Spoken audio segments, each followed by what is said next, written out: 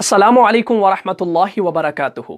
अहकाम तजवीद क्लास में आपका खैर मकदम है। प्यारे अजीज़ों, उम्मीद करता हूँ आप सब लोग खैर वाफियत से होंगे। जैसा कि आप लोग जानते हैं कि पिछली वाली क्लास के अंदर यानी एपिसोड नंबर 1 के अंदर हमने उसूल मखारिज के बारे में पढ़ा था और कुछ पॉइंट्स भी मैंने आपको लिखवाए थे।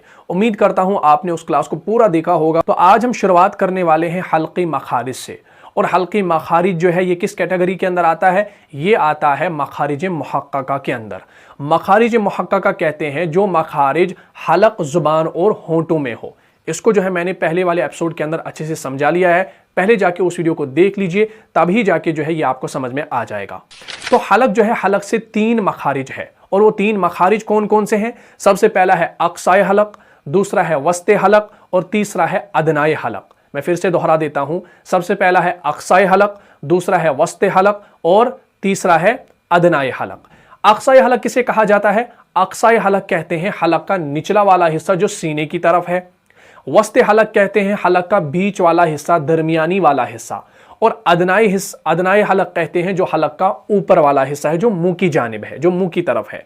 तो ये 3 हिस्से हैं जहां से 6 हरूफ की अदायगी हो जाती है। तो आज हम यहां पर जो है इस क्लास के अंदर अक्साए हलक की बात करने वाले हैं। तो अक्साए हलक किसे कहा जाता है? अक्साए हलक कहते हैं जो हलक का निचला वाला हिस्सा हो। जैसा कि आप स्क्रीन पे बनी हुई इमेज के अंदर देख रहे हैं, ये वाला जो नीचे वाला जो हिस्सा है जो सीने की तरफ है, इसे हम कहते हैं अक्साए हलक यानी निचला वाला हिस्सा। अब इस जगह से जो है, इस जगह से 2 हरूफ की अदायगी हो जाती है और वो 2 हरूफ कौन से हैं? वो है हमजा, दूसरा है हा। हमजा और हा। अब आप हमजा और हा पर फोकस कीजिए। सबसे पहले हमजा को ले लीजिए। हमजा जो है, हमजा को हम बराह रास्त कुरान मजीद के अंदर नहीं पढ़ते। हम हमजा को कैसे पढ़ते हैं? जैसे हमजा जबर आ, हमजा जेर ए, हमजा पेश ओ, हम ऐसे पढ़ते हैं हमजा को। और आपने देखा होगा जब आप सूरह फातिहा की तिलावत करते हैं, आप क्या करते हैं? अल्हम्दुलिल्लाह, अल्हम्दुलिल्लाह।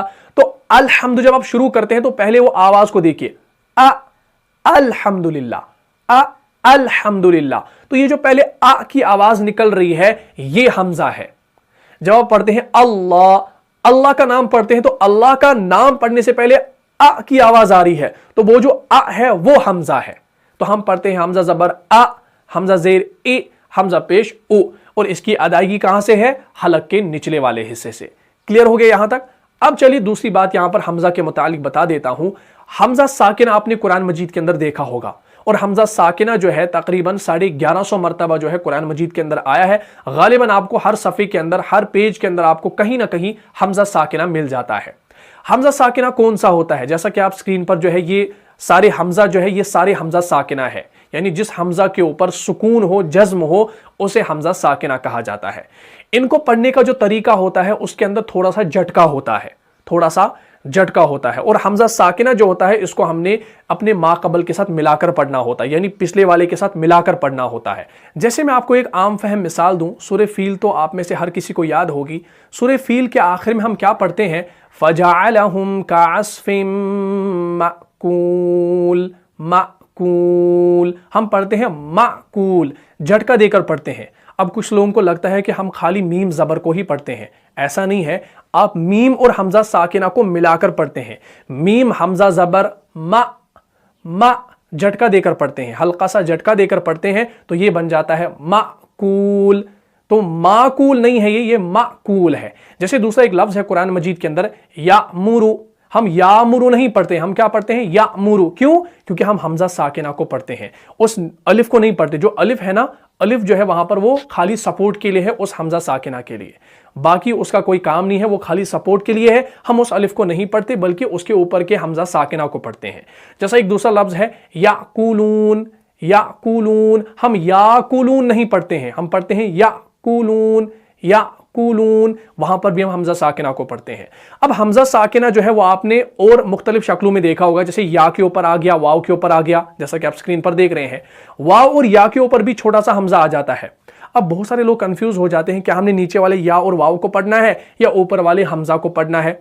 देखिए, मैं आपको ये समझा देना चाहता हूं, ये वाव और या जो है जिसके ऊपर हमजा बना हुआ होता है, ये या और वाव जो है खाली सपोर्ट के लिए होता है, खाली कुर्सियां हैं। किसके लिए? ऊपर वाले हमजा के लिए। क्योंकि हमजा जो है ये बिल्कुल छोटा सा है, ये अपने टांगों पे खड़ा नहीं हो सकता। इस वजह से क्या लाया गया है? कुर्सियों को लाया गया है। दो कुर्सियां रखी गई हैं या और वाव की, और या और वाव के ऊपर जो छोटा हमजा है असल काम उससे है, असल काम उससे लेना है, यानी उसको पढ़ना है। यह मैंने हमजा कतई की क्लास में भी समझा लिया है। अगर अभी तक आपने उस क्लास को नहीं देखा है तो यहां पर जो आई का बटन शो हो रहा है इस पर आप क्लिक कीजिए और उसको आप देख लीजिए। उसमें डिटेल से मैंने जो है हमजा कतई के बारे में समझा लिया है, तो आपको इंशाल्लाह उससे फायदा होगा। तो या और वाव के ऊपर क्या आ जाता है, हमजा आ जाता है, तो हमने ऊपर वाले हमजा को पढ़ना होता है। जैसे मैं आपको मिसाल दूं, कुरान मजीद के अंदर हम पढ़ते हैं युमिनून, युमिनून, युमिनून। असल में लफ्ज क्या है, युमिनून। अब वाव को भी देख रहे हैं तो आप नहीं पढ़ते हैं युमिनून, आपने कहीं नहीं सुना होगा, किसी कारी से आपने नहीं सुना होगा कि वो युमिनून पढ़ता है। तो क्या पढ़ते हैं, युमिनून, युमिनून। तो युमिनून पढ़ते हैं। जैसे मुमिनीन क्या है असल में, मुमिनीन। दिखेगा तो वही, क्योंकि वाव भी है तो हम पढ़ेंगे, कुछ लोग पढ़ेंगे मुमिनीन, हालांकि मुमिनीन नहीं है, तो क्या है, मुमिनीन, मुमिनीन। जैसे या के ऊपर कहीं हमजा आ गया तो हम क्या पढ़ते हैं, जीता, जीता नहीं पढ़ते हैं, जीता, शीता, जीता, शीता। तो हम इसको ऐसे पढ़ते हैं, यानी हल्का सा झटका देकर पढ़ते हैं। तो इस हमजा साकिना की भी जो आवाज है वो कहां से निकलती है, हलक के निचले वाले हिस्से से, यानी अक्साई हलक से हमजा अदा हो रहा है, चाहे वो सिंपल वाला हमजा हो चाहे वो हमजा साकिना हो। तो इस बात को याद रखिएगा, चाहे वो हमजा मुतहर्रिक हो चाहे वो हमजा साकिना हो, तो वो उसकी आवाज जो है वो अक्साई हलक से निकल जाती है। तो उम्मीद करता हूं हमजा आपको समझ में आया होगा। अब हम चलते हैं हा की जानिब। अब हा का जो मखरज है, यानी हा की जो अदायगी है वो भी अक्साई हलक से है, यानी हलक के निचले वाले हिस्से से जो है हा भी अदा होता है।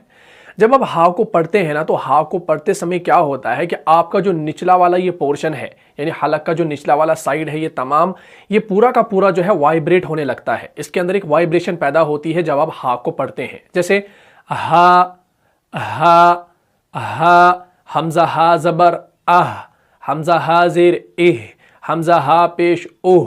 तो एक वाइब्रेशन पैदा हो रही है, तो जिसकी वजह से ये पता चलता है कि हम हा को अदा कर रहे हैं। हा जो है ये एक भारी आवाज लगती है, हा, हा, हा। जैसे ज़हबा यहदी मुहतदीन इहदिना अनअमता अलैहिम, हिम, हिम। बस ख्याल रखें कहीं आप हा को हा ना पढ़ बैठे। अगर आप कहीं हा को हा पढ़ेंगे तो उससे क्या हो जाएगा, कुरान मजीद के अंदर गलतियां करेंगे आप, यानी माना के अंदर भी तब्दीली हो सकती है अगर आप हा को हा में तब्दील करेंगे। बस इतना जहन में रखें, जब आप हा को अदा कर रहे हैं तो ये वाला जो पोर्शन है सारा ये वाइब्रेट होने लगता है जब आप हा को पढ़ते हैं। और किसी भी हरफ का मखरज पहचानने के लिए क्या करना पड़ता है कि उस हरफ से पहले आपने कोई मुतहर्रिक लाना पड़ता है, तो उस हरफ का मखरज पता चलता है। जैसे फॉर एग्जांपल हा का मखरज पता करना हो तो हम पहले किसको लाएंगे, किसी मुतहर्रिक को लाएंगे। जैसे हमजा को ला लिया, हमजा हा जबर आह, तो जहां पर आप रुके, जहां पर आपने स्टॉप किया वहां पर हा का मखरज है। जैसे हमजा हा जबर आह, आह, आह। जहां पर आप आखिर पे रुक रहे हैं वहां पर हा की अदायगी है, यानी हलक के निचले वाले हिस्से से जो है हा अदा हो रहा है। तो मुझे उम्मीद है आपको हल्की मखारिज में से अक्साए हलक समझ में आया होगा।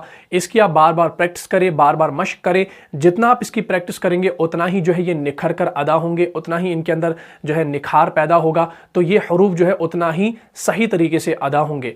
तो इंशाल्लाह नेक्स्ट वाली वीडियो में हम जो है वस्त हलक के बारे में बात करने वाले हैं। तो मुझे इजाज़त दीजिए, मिलता हूं इंशाल्लाह नेक्स्ट क्लास में। तब तक के लिए आप खुश रहे, सलामत रहे, अमन में रहे, हिफाजत में रहे। अस्सलामु अलैकुम व रहमतुल्लाहि व बरकातुहू।